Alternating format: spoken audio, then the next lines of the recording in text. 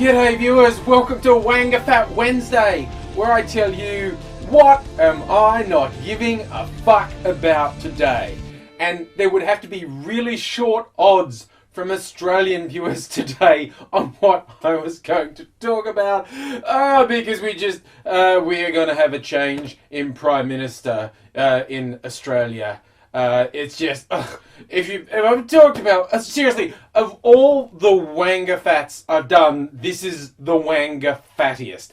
This shit is just the worst example I have ever seen of how fucking bad politics can get. I mean, you think about, you have to be an egomaniacal crazy person to ever get ahead in politics.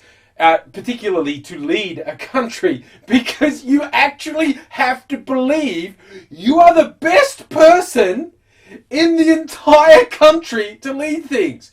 When you think about that, you acknowledge, you have to be a raging fucking narcissist. No matter how much you may personally admire a politician or their achievements, to get anywhere, you have to be the most raging, out of control narcissist imaginable. Anyway, we've had turmoil, and it all came to a head. Prime Minister Julia Gillard apparently just said, fuck this shit, and said, I'm going to call a vote. And she played Thunderdome rules. You can't get any more Aussie than bringing up Mad Max. She basically went 2 people enter, 1 person leaves. She actually set the rules up front. So we're going to have a vote, and whoever loses quits. Leaves. And that's the only bit of the whole thing I liked. Because that's like this just gutsy, high-stakes poker, I'm all in move. And as a high-stakes poker player will tell you, going all in has its risks. Okay? Because when you lose everything.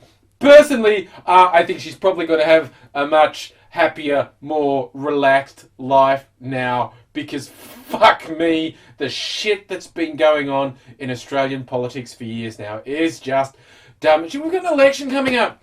I should fucking be into it. This has just sucked the life out of it. There will be important issues to be discussed. And I honestly, people who don't like politics, you might be going, yes, just talk about people getting their dicks stuck in things. That's funnier. We like that. It is funnier, and it sort of feels more meaningful at the moment. This is just today. Today I'm just looking at, you people are so fucked. I mean, this could get interesting. Like I said, the Prime Minister goes, the way our system works, she goes to the Governor General tomorrow, resigns, said pick that guy. But he might not survive because he has to rely on people outside his own party supporting him. And they might say, you're a dick, we don't like you. And then the opposition leader could be put in...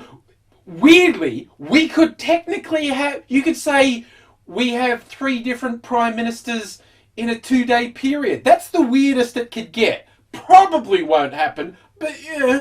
And I can't bring myself to give a fuck about it. It's just...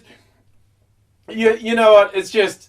I've rarely had just the life sector. I mean, politics, you're meant to be representing people. It's meant to be inspiring. I got to look up this name again. I was following this today. I'd never heard of her before today, but she's a legend today. Wendy Davis from Texas, who did a filibuster against a just horrific anti-abortion bill that would have gone through, used the old filibuster, stood there, I don't know if it was 11, 12, 13 hours.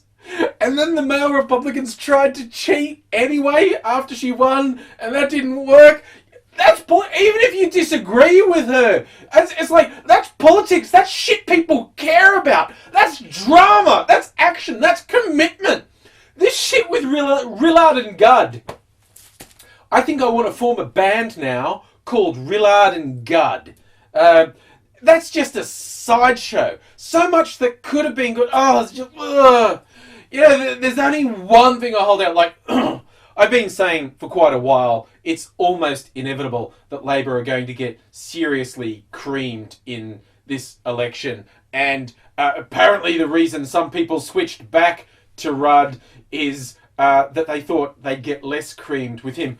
I didn't think he'd go for it. He must think there's some chance. Like I said, you have to be a fucking narcissist.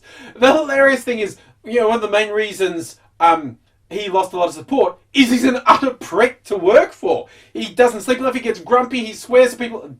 I made a video when it came out that he was swearing at people that I thought that was funny. I lost all respect for him when he said the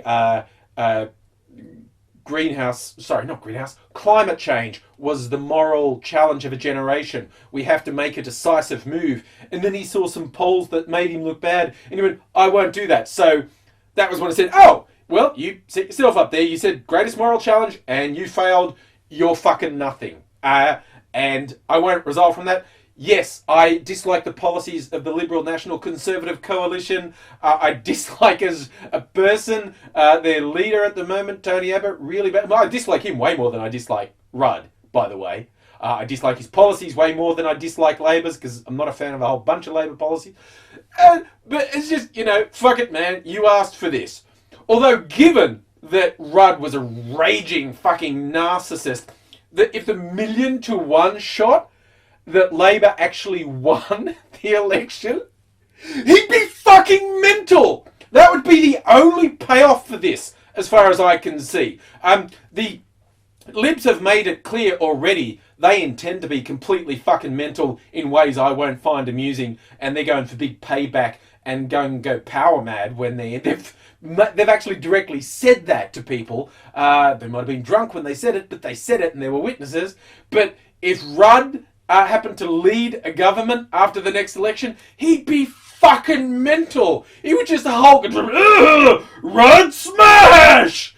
Which would be funny. Not gonna happen, would be funny. But, congratulations, Rudd, you fucking weasel, and your fucking weasel supporters with your lies, smears, undermining, fucking over your own party, and in my personal opinion, the whole country. You've made it so that right now, I do not give a fuck about anything to do with Australian politics.